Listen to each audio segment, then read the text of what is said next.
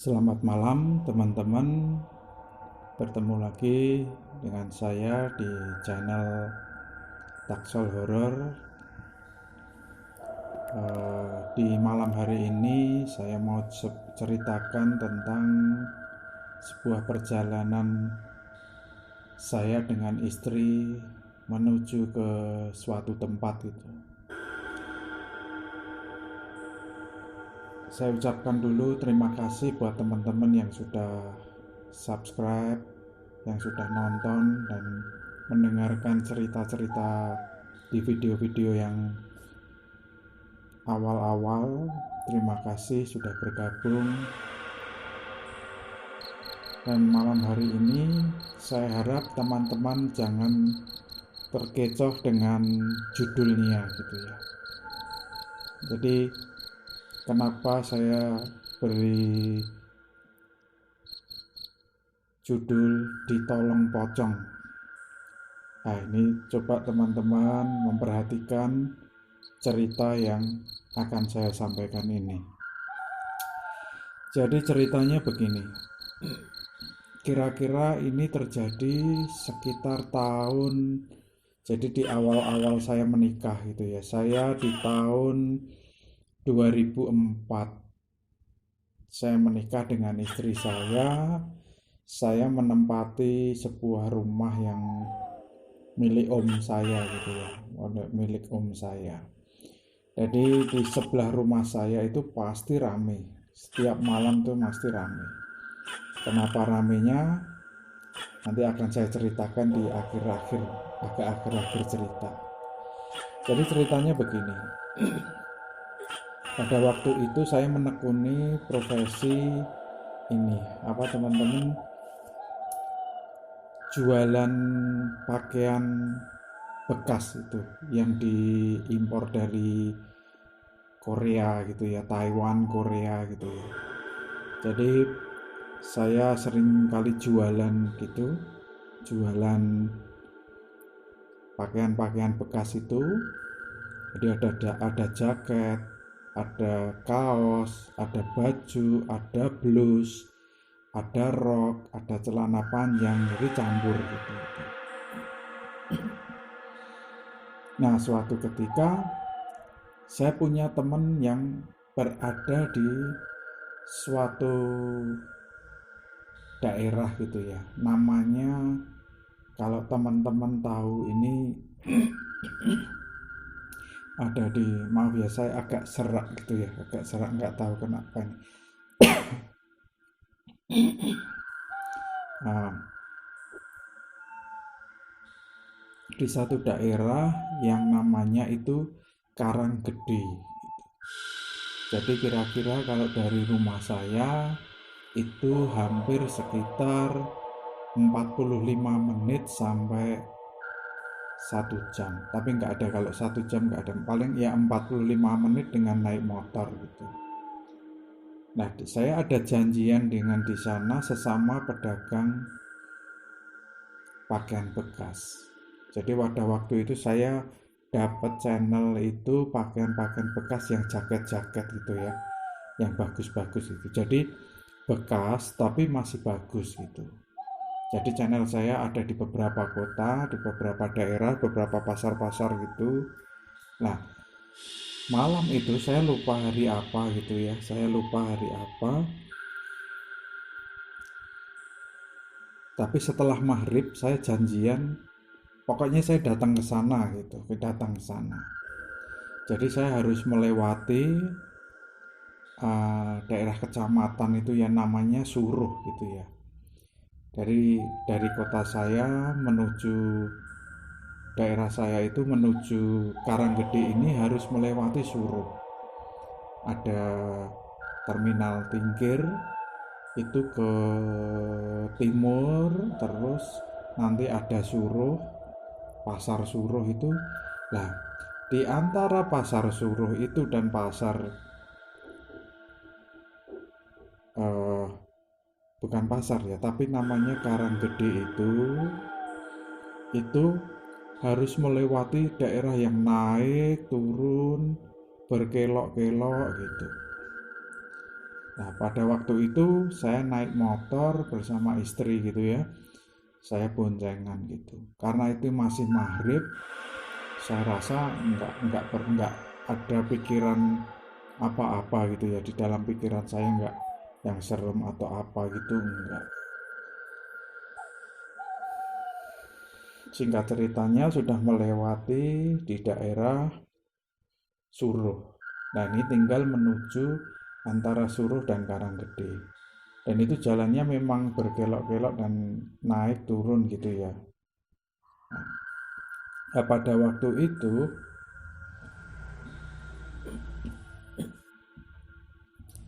uh, ada satu jalan itu modelnya begini, naik terus turun, belok ke kanan sedikit, uh, nggak terlalu apa namanya berbelok gitu ya, tidak terlalu, cuman setelah belok ke kanan sedikit dia patah ke kiri gitu jalannya gitu, jalannya patah di situ. Nah, di tempat itu saya kaget setengah mati.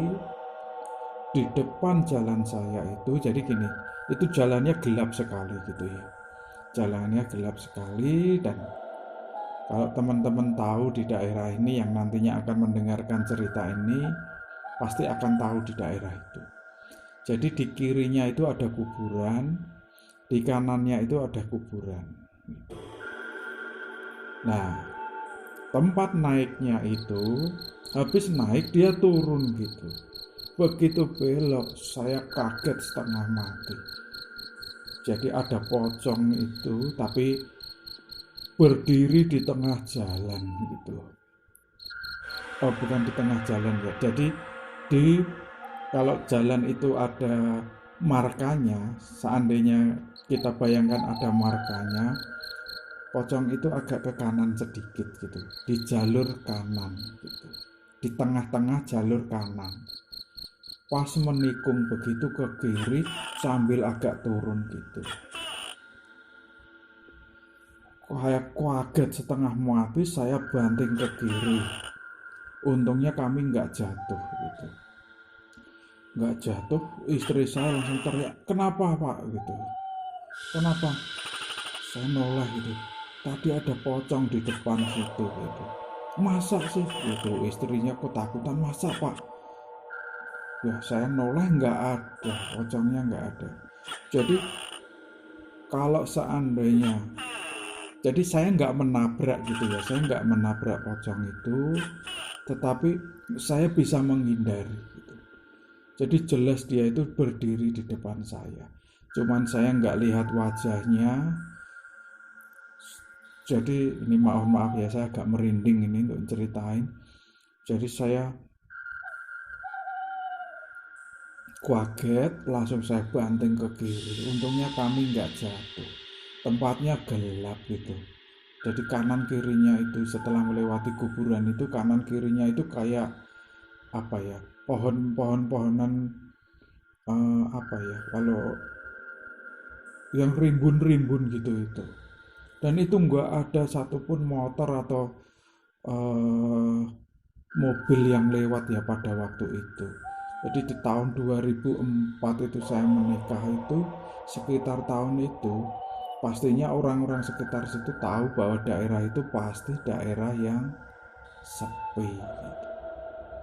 Nah, saya berhenti sejenak, saya perhatikan, saya noleh ke belakang, sudah nggak ada gitu. Akhirnya istri saya, aduh pak, beneran pak, bener lah, tapi aku kok nggak lihat itu. Ya nggak tahu gitu. Istri saya ketakutan, jadi dia pegang saya erat gitu. Akhirnya kami jalan, karena dari rumah, dari tempat itu sampai ke tempat teman saya itu masih kira-kira sekitar 10 kilometer atau 15 kilometer, dan jalannya seperti itu, hampir sama gitu. Cuman waktu mau mendekati rumah teman saya itu sudah mendekati kayak melewati jembatan besar, terus ketemulah dengan namanya Karanggede gitu.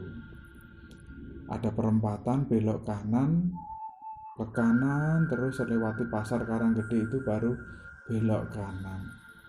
Sampailah di situ. Nah, waktu kami itu cerita, bukan cerita ya, ketemu teman saya, kami pilih dagangan. Waktu itu pilih dagangan selesai, sambil milih dagangan kami cerita.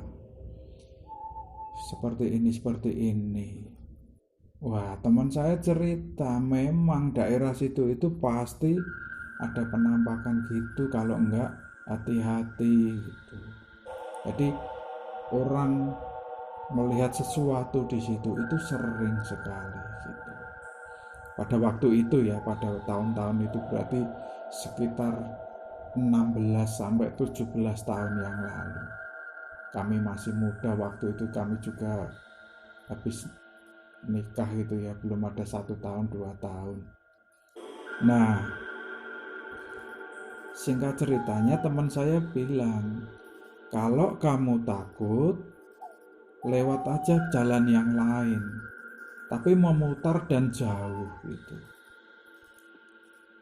Wah, kalau saya mungkin sendiri saya akan berpikir ulang, karena saya pulang dengan istri, berangkat dengan istri, artinya ada temennya lah gitu.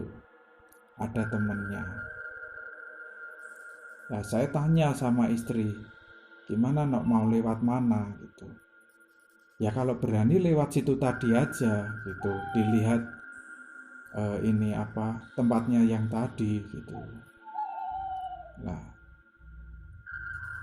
teman saya ngingatin lagi, lah kowe apa wani gitu, lah apa kamu berani gitu.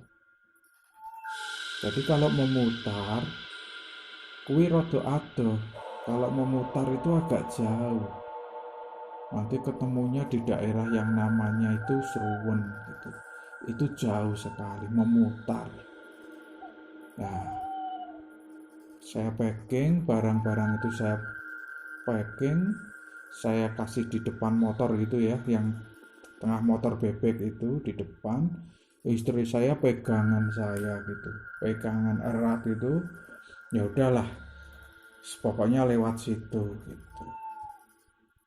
Akhirnya kami pulang lewat jalan itu lagi gitu. Waktu saya mendekati jalan itu, karena tempatnya tadi saya berangkat itu turun, terus belok kiri. Kalau berbalik dari arah yang berlawanan, tentunya saya akan lewat jalur kiri juga, belok kanan, naik, nanjak, belok kanan, terus ketemu kuburan itu, kuburan yang di kanan kiri itu. Sampai di situ, saya perhatikan daerah situ memang gelap. Tetapi yang paling aneh adalah yang saya, meskipun melihat itu, dan itu menjadi sesuatu yang tegang gitu ya, terutama buat istri saya, karena takutnya lewat situ akan muncul lagi gitu ya, tiba-tiba mendadak lagi kan. Gini, bedanya begini, kalau tadi kan biasa saja naik motor jalan gitu ya, tanpa ada perasaan itu. Nah, ketika berbaliknya, kita ini udah tahu gitu. Kalau di situ yang tadi di tempat itu gitu, orang pasti akan berpikir kalau wah, ini nih apa tempatnya di sini gitu. Takutnya muncul lagi gitu.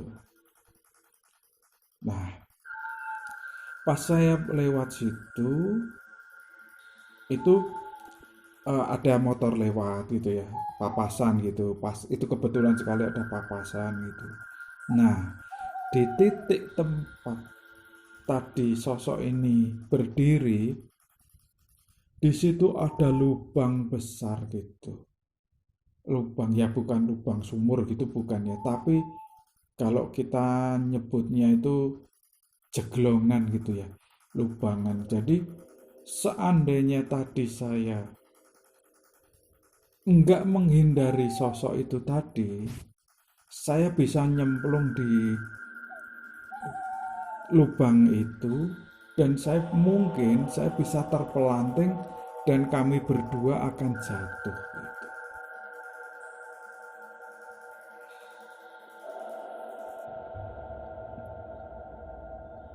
Nah, kenapa ini kisah ini saya kasih judul Ditolong Pocong? Itu akhirnya saya bisa bersyukur, seandainya tadi saya tidak menghindari sosok itu, kami berdua bisa celaka. Jadi saya ngomong sama istri, ini loh tadi berdiri di sini gitu. Wah, ya kalau tadi nggak menghindari kita bisa jatuh di situ Pak gitu. Ya nggak tahu aku gitu, ya nggak tahu. Tapi ya bersyukur aja lah kita nggak apa-apa. Ya udahlah ini ya walaupun ditolong pocong ya seolah-olah ditolong pocong, tapi ini tentunya ada campur tangan yang kuasa yang di atas gitu ya. Jadi kami tetap pulang melewati jalan-jalan yang sepi, waktu itu sepi karena sudah hampir jam 8 gitu ya, jam 8. Akhirnya kami pulang sampai di rumah, itu tempat tinggal kami itu. Nah, ini cerita di mana tempat sebelah rumah saya itu ramai. Waktu itu saya mau keluar, nggak boleh sama istri saya. Jadi istri saya hanya bilang gini, itu kalau rame-rame nanti di samping, itu jualan togel gitu ya. Jualan togel.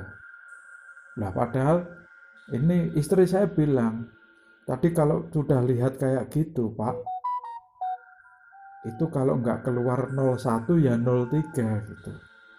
Saya lupa ingat ya, 01 itu orang mati atau 03 itu setan, saya nggak tahu, saya lupa gitu. Karena zaman sekarang nggak tahu masih ada atau nggak togel ya. Nah, waktu saya jalan ke situ, istri saya udah bilang, ayo jangan beli, nggak boleh beli kayak gituan gitu. Enggak, aku nggak akan beli gitu. Di tempat keramaian tetangga saya, samping rumah saya persis. Hanya kelewatan satu gang kecil aja gitu. Nah, di situ ramai pada orang beli togel, pasang gini. Saya nyeletuk sama tetangga-tetangga saya itu. Kalian semua kalau mau pengen dapat uang, beli 01 sama 03. Alah, nomor dari mana itu? Kok nganu apa? Tiba-tiba kamu yang nggak suka beli togel kok tiba-tiba ngomong beli togel. Apa 01 sama 03 gitu.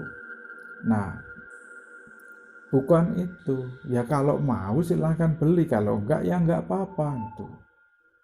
Nah, sudah itu kalau mau saja saya gitu. Akhirnya saya naik gelem ya tuku, naik ora gelem ya wis. Kalau mau ya beli, kalau enggak ya enggak apa-apa gitu. Akhirnya saya pulang gitu, pulang ke rumah. Nah bener besok paginya itu keluar 01 gitu. Jadi 4 angka tapi belakangnya itu 01 gitu. Oh ya, tetangga-tetangga saya pada heboh semua. Yang beli itu semuanya yang beli di situ nggak ada yang dapat. Nggak tembus gitu ya, nggak ada tembus 2 angka pun nggak tembus. Akhirnya ini pagi-paginya itu ada yang nyamperin saya. Itu tadi malam dapat togel dari mana? Dapat nomor dari mana? Aku nggak dapat nomor. Tapi tadi malam aku ngalami begini. Lah kamu nggak ngomong kalau begitu kan, kalau ngomong kan kami beli. Lah kan aku udah ngomong kalau nomornya itu 01 atau 03 gitu. Oh iya, pada menyesal. Aduh, gimana nggak tahu. Lah besok nomornya berapa nggak tahu saya gitu. Nggak tahu, aku nggak ngerti ya, cuman itu aja kejadian itu gitu. Sempat beberapa waktu gitu ya malam, eh, setelah togel itu keluar, dari berikutnya sama hari berikutnya itu pada nanyain saya nomornya yang berikutnya berapa, nggak tahu saya gitu, nggak ngerti. Nah, itu teman-teman cerita saya gitu ya, cerita saya. Di malam itu, kejadian itu sampai rentetan jadi tembus nomor togel itu. Tetapi kejadian ini nggak berhenti sampai di sini. Suatu ketika selang berapa waktu, saya boncengan sama teman saya ke arah teman saya yang ada di Karanggede itu. Ke arah, tapi bukan acara pakaian bekas itu lagi, bukan, tapi ada kerjaan yang lain dan saya melewati situ.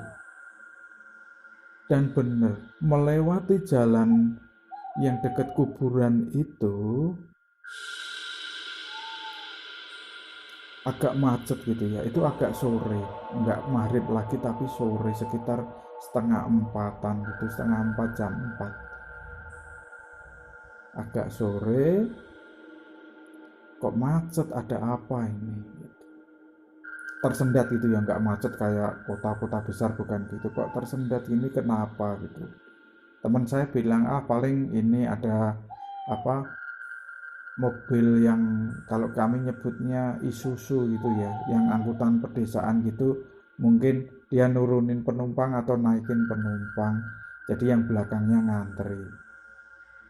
Oh ya, mungkin gitu. Akhirnya sampai kami melewati tempat di mana saya lihat sosok itu ada bis 3/4 gitu ya. Bis ukuran 3/4 itu nyumplung di situ. Jadi perlu saya eh, jelaskan lagi. Jadi di belokan itu yang saya jelaskan di awal, ada lubang itu. Kalau di atas itu kan agak patah ini, agak patah, turun tapi agak patah.